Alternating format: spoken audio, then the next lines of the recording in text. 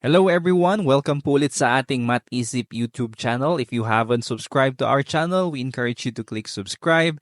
And thank you also for those who have shared this to others and for following our Facebook page. And for not skipping the ads, this will be a great help for us to continue our program.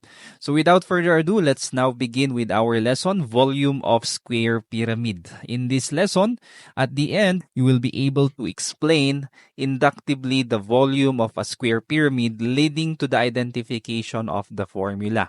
You will also be able to find the volume of a square pyramid.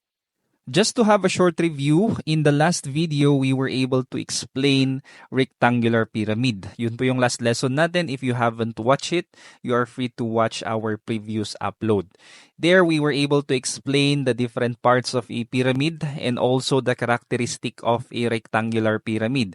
As you can see here, ang kanyang base ay isang rectangle with length and then width. And of course, yung height ng ating pyramid and then the apex here on top.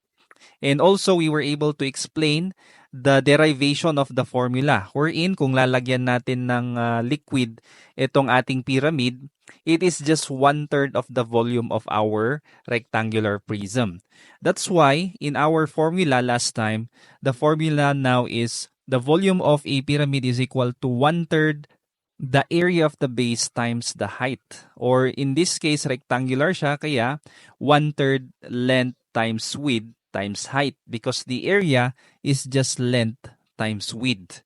Okay, in other form, we can also write it in this way. Length times width times height. Ang denominator niya ay 3. Now, ang tanong, ganun din po ba ang gagawin natin pag ang ating base ay square or ang tinatawag na nating square pyramid? Well, let's read the definition. A square pyramid is a three-dimensional geometric shape consisting of 4 triangular sides connected at a vertex and a square base. Ito na po yung base natin. Hindi na po siya rectangle but rather is square. Alright, so since ang base ng ating square pyramid ay square, we also need to consider yung area of a square. So remember, area is just equal to the side raised to 2 or side squared or side times a side. And also the volume of a rectangular prism, remember it's just length times width times height. Now what will be the area of a square pyramid? Parehas din ba sa formula ng rectangular pyramid? Let's see. Okay, here are the formulas that we can use. Yes, parehas din po doon sa rectangular pyramid. We can also write it as 1/3 base times height. Anong base ito? Yung area ng base, which is in this case square. Okay, kaya po ang ating formula is just 1/3 s raised to 2 times height. We can also write it in this form, s times s or side times side times height over 3 or divided by 3. This is now the formula in getting the square pyramid. Proceed na po tayo sa solving volume of a square pyramid. I'm going to give you examples so you can follow along, and then mamaya you can also answer using the activity that I'm going to present. Alright, we have here example number 1. Let me read. Find the volume of a square pyramid if its base edge is 9 meters and its height is 14 meters. So ito po yung ating square pyramid. As you can see, square po yung kanyang base kasi ang given natin is just one side which is 9 meters. Now, bakit side ang tawag natin dito sa problem ay edge? Okay, pag sinabi kasi nating edge, applicable ito sa mga solid figures, no? When you say side, it can also mean the side of a two-dimensional figure. At the same time, pwede rin gamitin sa three-dimensional figure. Kaya ulitin ko, pag nabasa nyo po yung word na edge, this refers to the side. Okay, let's now have the solution. So we have the volume of the pyramid equals to 1/3 times yung ating side raised to the second power and then multiply again to the height. So given ba itong mga ito? Let's see. Yes, meron po ang side. Ang height, meron din po, 14 meters. So we are all set. We can now substitute all those values here in this formula. Now let's substitute. Side is 9. Okay, and then height is 14. You can also write it in this way, wherein 1/3, lagyan nyo ng multiplication symbol times yung ating 9 raised to 2 times 14. Okay, but to make it simpler, kahit tanggalin na natin yung multiplication symbol and then parenthesis na lang ang maiiwan, meaning it's also the same. Multiplication din po ang ibig sabihin niyan. Okay, now, meron tayong exponent dito at magmumultiply din tayo. Ngayon, ang tanong, ano po ang uunahin natin? Are we going to multiply 9 by 14 first before we evaluate itong exponent? Hindi po. Always prioritize the exponent before multiplication. That's why, ito, kukunin muna natin yung square ni 9, meaning 9 multiplied by itself. So we have 9 times 9, we will get 81. Now, 81 multiply natin sa 14, we will get 1,134.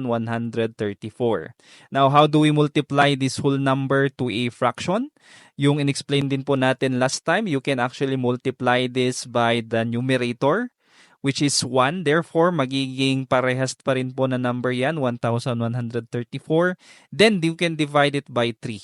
Okay, so 1,134, you can just simply divide it by 3. Lalo na numerator mo is 1. So, ang sagot natin is 378.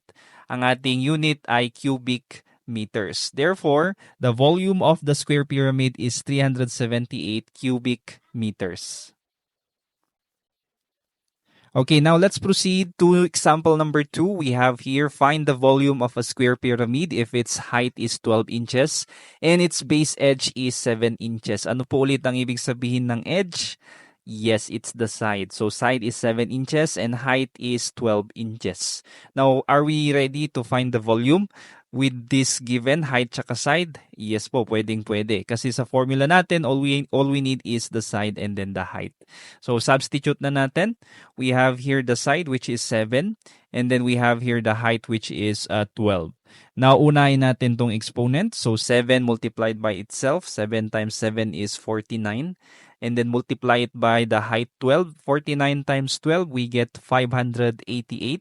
And then multiply natin sa numerator which is 1, then divide sa denominator. Or you just divide it by 3. Simply divide it by 3. So 588 divided by 3, we will get 196 cubic inches. Ito na po yung volume of the square pyramid. Alright, next, example number 3. Let me read. A square pyramid has a base area of 81 square feet and a height of 7 feet. Determine the volume of the pyramid. Ito po yung ating pyramid. Ang given po natin is yung area na, which is 81 square feet. Yung area ng base. And then ano pa po yung height, which is 7 feet. So pag ganitong case po, hindi side ang given, yung area na mismo, we can actually use now this formula wherein we have 1/3 area of the base times height. Substitute lang natin. 81 ang ating area or base area and then 7 ang ating height. 81 times 7 is 567. Get the 1/3 of 567, you will get 189 cubic feet. So, therefore, the volume of the square pyramid is 189 cubic feet. Alright, last example po. Let me read. The roof of a house is in the form of a square pyramid. If its base edge is 6 feet and the volume is 120 cubic feet, how high is the roof? Okay, ano po ang tinatanong dito? How high is the roof? Yun po yung ating isosolve, yung height ng ating square pyramid. Now, given, we have the volume which is 120 cubic feet. What else? We have the side which is 6 feet or yung edge natin. Now, anong formula ang gagamitin natin?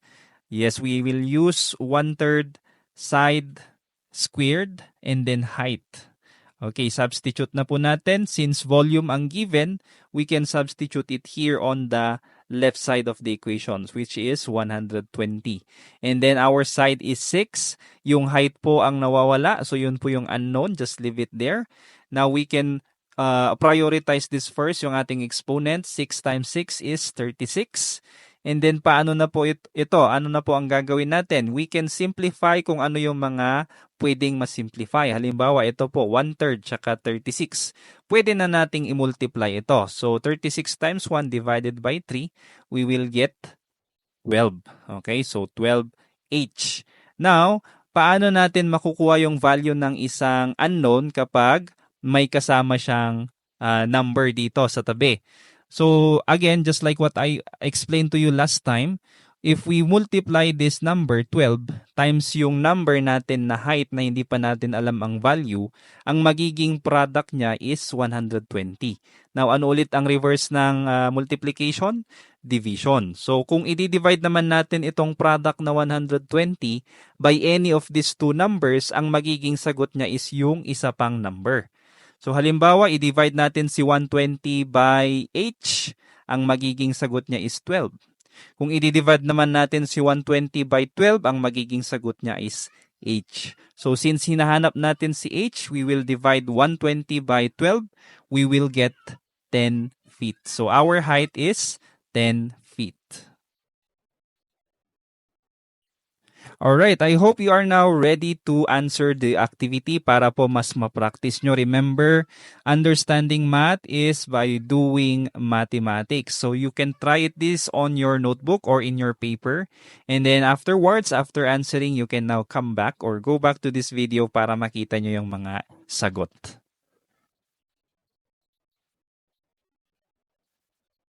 Okay, I hope you are now ready to see the answers. I'm going to flash here the answers for each of these numbers. So number 1, we have here the answer, 144 cubic meters.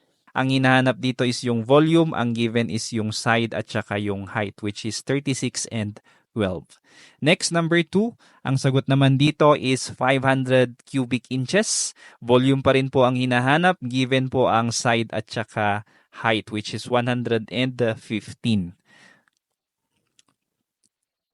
Next, here in number 3, ang given naman po ay yung mismong area na ng ating square base, which is 64 square feet. And then yung height niya, which is 9 feet. So therefore, you just need to multiply yung area, which is 64 by the height. 64 times 9 is 576. Get 1/3 of this number and you will get 192 cubic feet. And in number 4, ang hinahanap dito is yung height, given po yung volume, which is 75 cubic feet, and then yung side, which is 5 feet, or yung edge.